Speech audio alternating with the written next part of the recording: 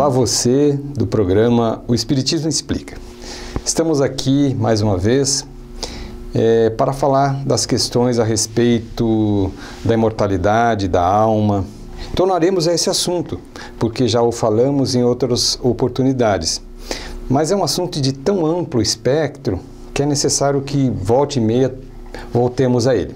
Bom, a questão da imortalidade, a questão do que esta visão propicia a nós enquanto na vigiliatura carnal. Isto é, enquanto nós estamos no corpo físico, enquanto nós estamos encarnados, enquanto nós estamos nessa experiência, passando por esta fase, mais uma delas, nessa grande viagem que constantemente fazemos nas várias reencarnações.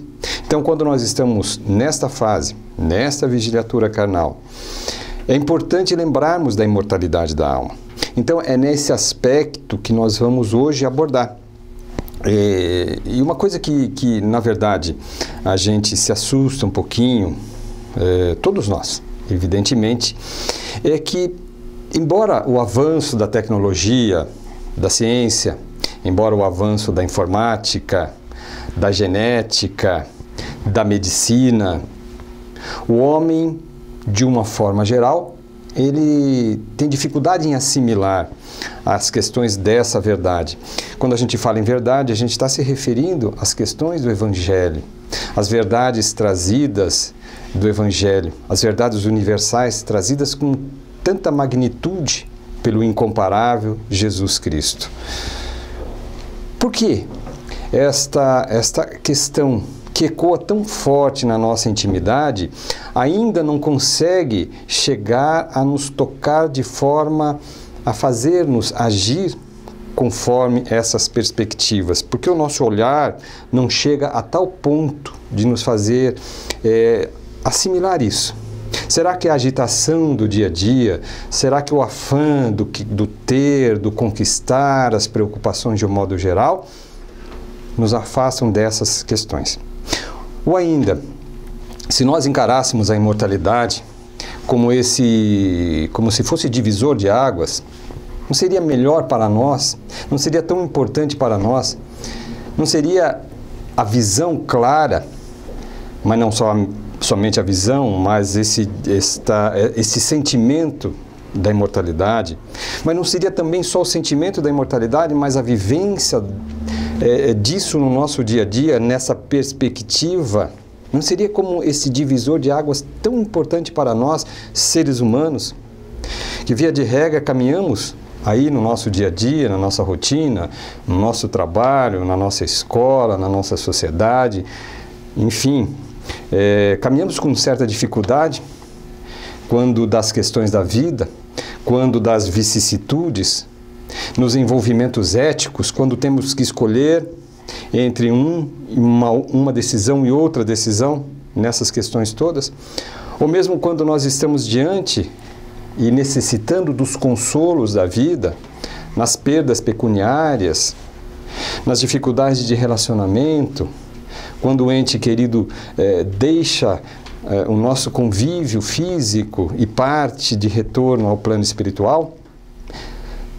Será que essa visão da imortalidade não nos ajudaria definitivamente, não nos traria definitivamente consequências favoráveis para nos tornar melhores no dia a dia, para fazer que as nossas escolhas, que as nossas decisões, que os nossos desafios diários, seja em que plano for, lá no trabalho, enquanto profissional, enquanto marido, enquanto esposa, enquanto filho, enquanto irmão, nessas relações de todas as ordens, será que não nos seria esta visão da imortalidade, a certeza da imortalidade, que o que estamos fazendo hoje aqui, colheremos logo mais?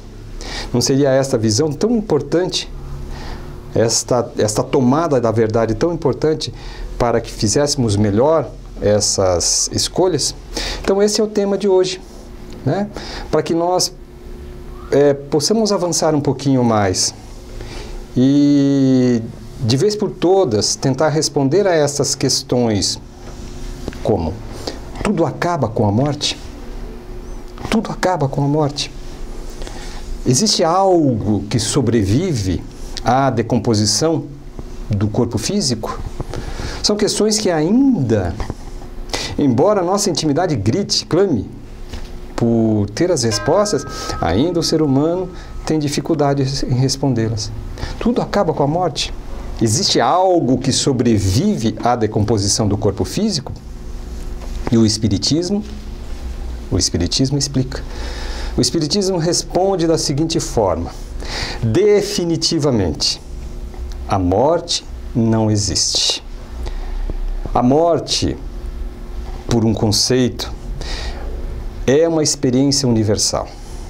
Todos os bilhões de seres humanos que hoje e que ontem nos encontramos nesta via de mão dupla entre a experiência da carne, entre a vida em espírito, mas visando apenas ou visualizando apenas hoje os bilhões de seres humanos encarnados na Terra, todos nós nascemos, todos nós crescemos, todos nós lutamos, sonhamos, traçamos planos, construímos o futuro, mas todos nós invariavelmente temos uma certeza: que a morte um dia nos virá, que a morte física nos irá clamar, seja mais cedo, seja mais tarde, seja por uma doença, seja, enfim, por um acidente qualquer.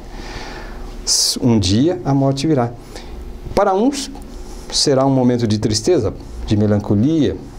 Para outros, quem sabe, um alívio do cumprimento dos pesados fardos, dos deveres da sua existência. Mas dentro dessas questões, onde nós ficamos? Como podemos definitivamente enxergar a questão da morte, da sobrevivência da alma após o descerramento da vida biológica?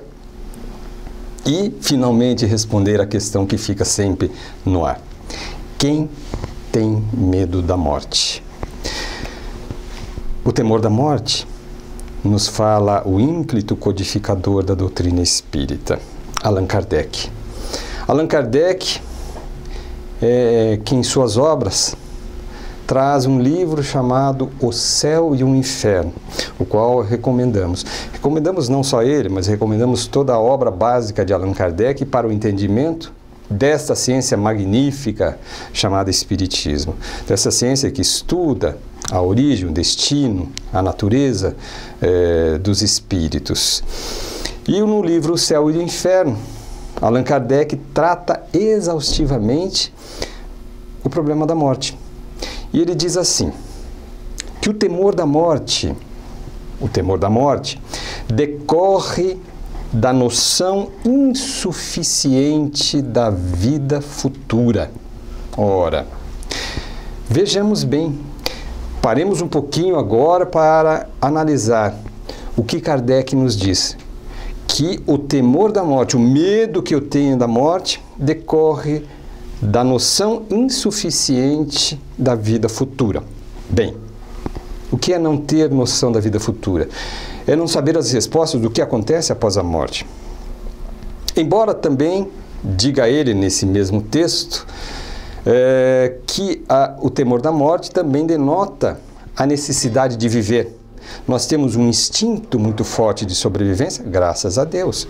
Nós queremos viver, nós temos necessidade da vida, nós temos amor à vida, e isso é ótimo.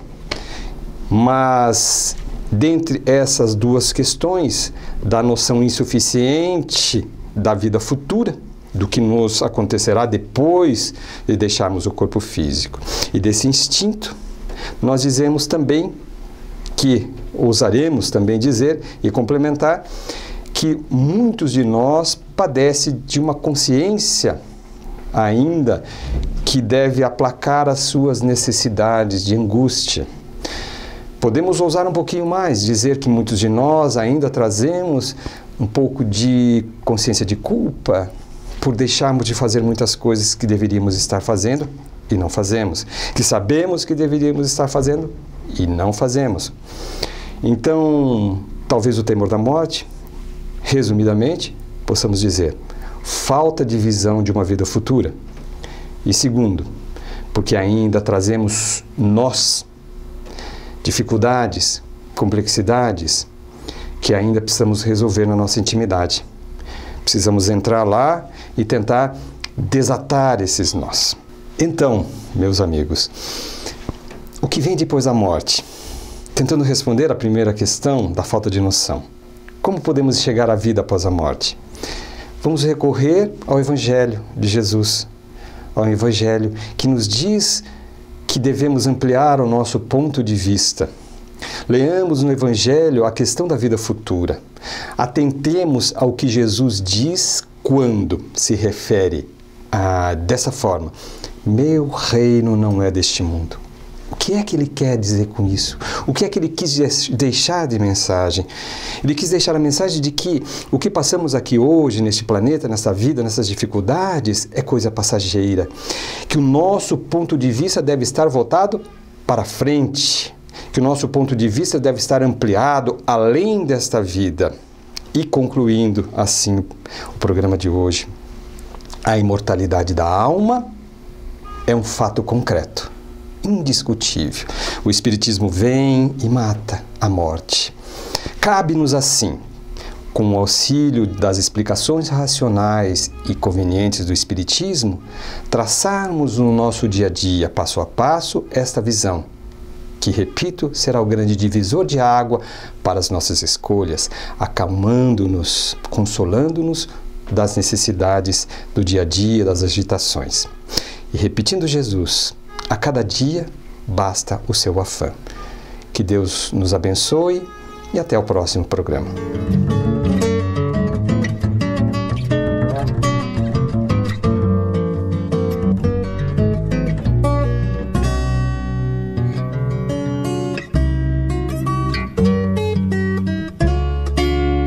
Você assistiu o programa O Espiritismo Explica. Oferecimento.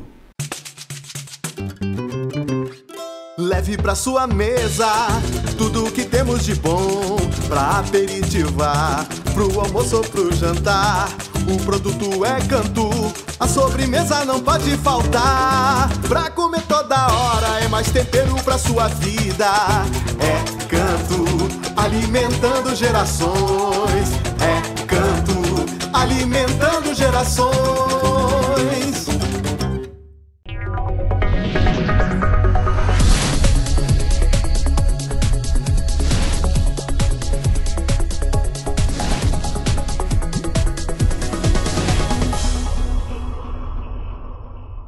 Fernando Vendrúsculo, psicólogo. Atendimento para adolescência, adultos e casais. Orientação profissional e plantão psicológico. Agende a sua consulta. Telefone 9902-1198. Na Rua Ibiporã 333, Edifício Eldorado, Sala 503, 5º andar. Psicólogo Fernando Vendrúsculo. Previna-se realizando suas consultas e exames regularmente. Dr. Salatiel Torres do Nascimento, especialista em cirurgias do aparelho digestivo. Realiza cirurgias videolaparoscópicas, exames de endoscopia e colonoscopia. Dr. Salatiel Torres do Nascimento. Avenida Brasil 530, 2º andar, no edifício multiprofissional Centro de Pato Branco. Fone 3025-3666. A Valmari renova e inova. Agora em novo endereço, na Goianazes 688, 2º andar. Visite a Valmari e confira grandes variedades em produtos para cuidar de sua pele dia a dia. Além de linha profissional para esteticistas, a Valmari tem novidades com atendimento em estética corporal e facial para o seu bem-estar. E para aprimorar seus conhecimentos, cursos e treinamentos profissionalizantes, inclusive para você que deseja iniciar na área de estética. Valmari, tudo para deixar você mais bonita.